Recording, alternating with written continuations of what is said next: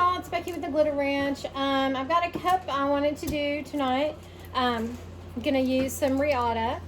Of course, you can find that glitterranch.com. Alright, so what I've done, all I did was give my cup a little sand and then clean it off with alcohol. And I taped it off because actually I was gonna do something different. And after I did this one little section with Riata, I loved it so much that honestly, I'm pulling the tape off. I'm just going to do this whole sucker in Riata because I just absolutely love that color. And I don't personally have a cup that color. And I haven't used it yet. So, here we go.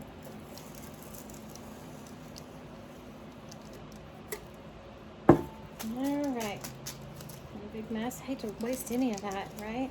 Love that color. So, so, so pretty. Alright, so what I did on this was, I actually did it with Mod Podge. And I had my Tack it out, so let me grab my Mod Podge.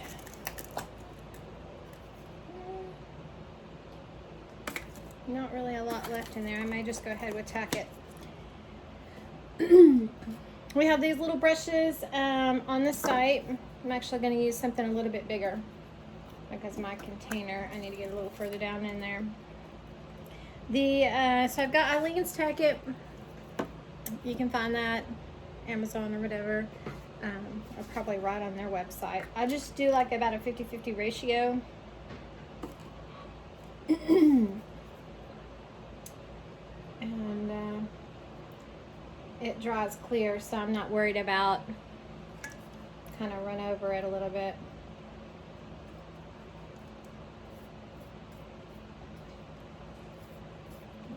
Get it on there.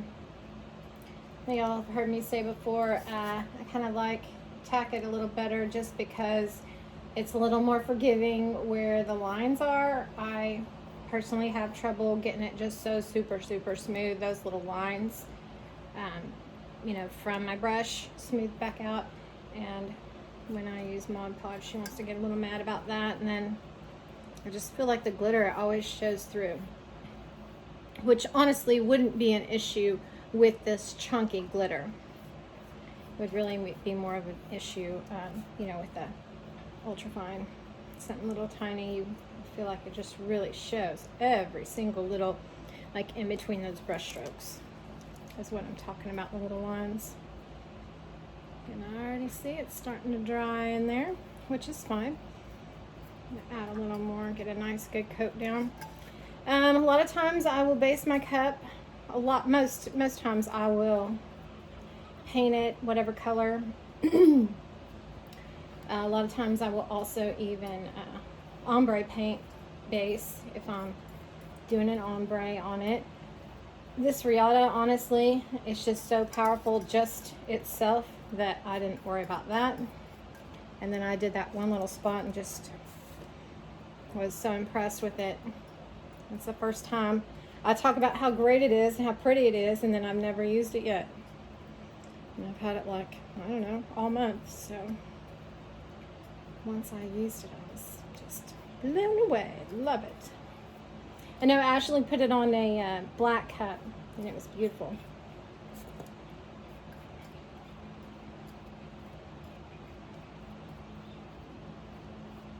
Out here in the garage, so this is drying real nice for me already.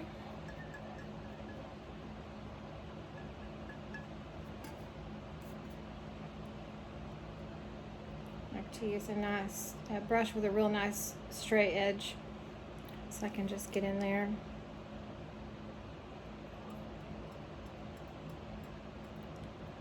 Along the seam. Corners are a little bit of a pain when you're doing something like this, but I think we got them.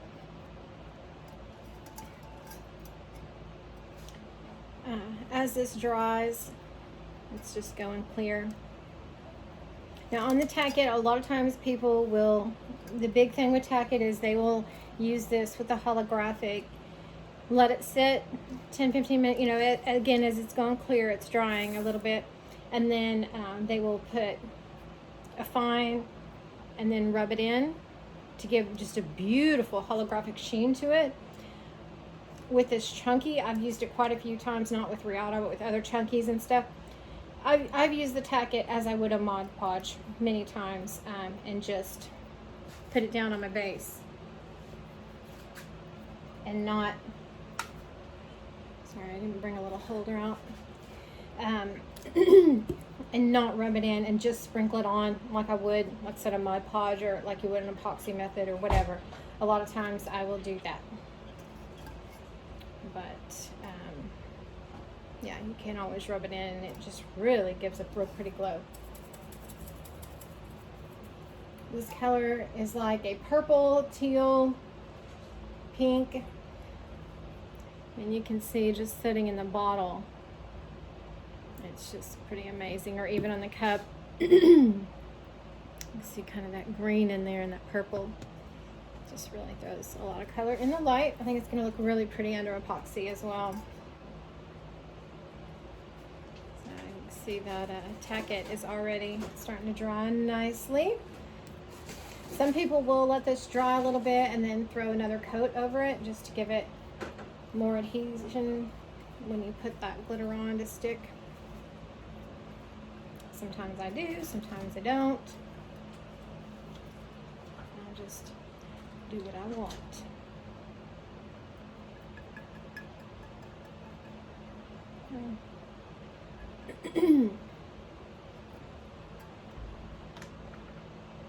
If y'all are located on the East Coast, you can find all of the glitters that I carry with, you can find them with AB Co Designs, abdesignsco.com. Sorry, I'm tongue-tied.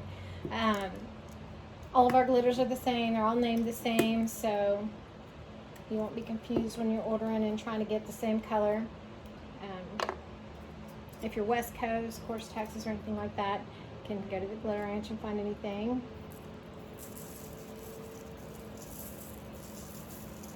That you see.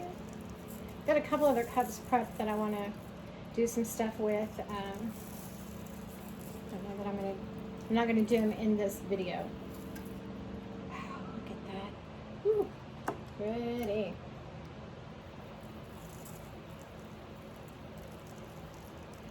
Golly, and just the way this is looking on the paper is gorgeous.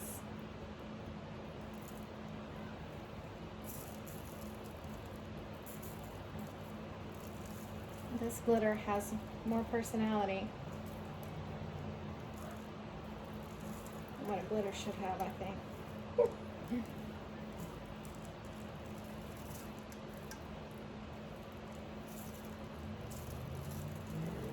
at that. Gorgeous, gorgeous, gorgeous.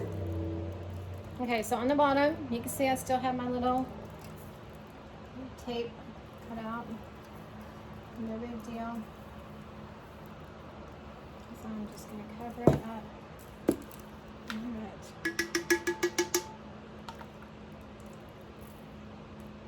Now you can see that one little part that I did kind of tap it down a little bit. So that would be closer to, like, say, the Tack It method, because the idea with that is that your glitter is laying flat versus poking up, right?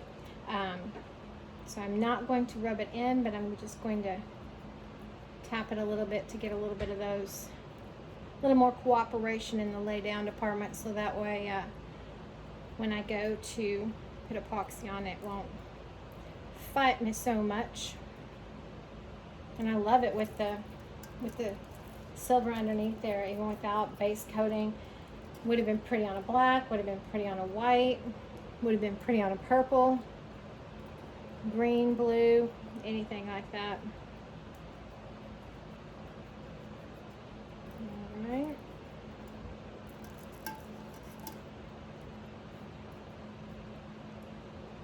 I'm not rubbing it in real hard. If I did, I would, consider my glitter contaminated and put it in a separate one, and not use like I would out of this. But really just kind of tapping, like I said, these ones that are really sticking up down. That way, when I put that epoxy on, it won't be such a fight and have to do so many layers even before I can sand and all of that.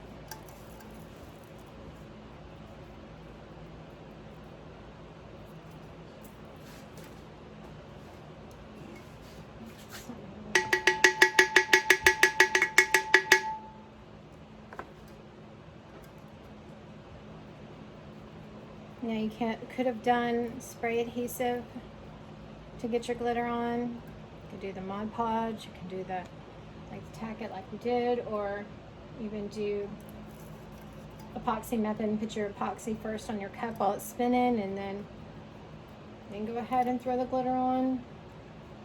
Whatever method works for you or gets you the desired results that you're trying to achieve.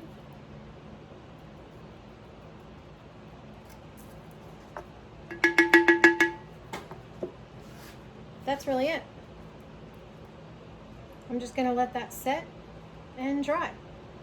And then I'll come back and I will clear coat this probably a couple times just because of the chunky. And then after that, I'll go ahead and epoxy. And honestly, I'll probably do 2 coats of epoxy. And then if anything's sticking out with this chunky, as you're doing the epoxy, you can come back with a piece of parchment and kind of slick that down as it's going around. Just kind of press it as it's on your turner to get any of those that are sticking out, little shards. You can always do that. But that's it. There it is, Riata. It's a holographic Colorshift chunky mix. My reflection on the camera, it looks completely gold. All of this is on the bottom. So, such a pretty color. If you're interested, check it out online. Thank y'all for watching.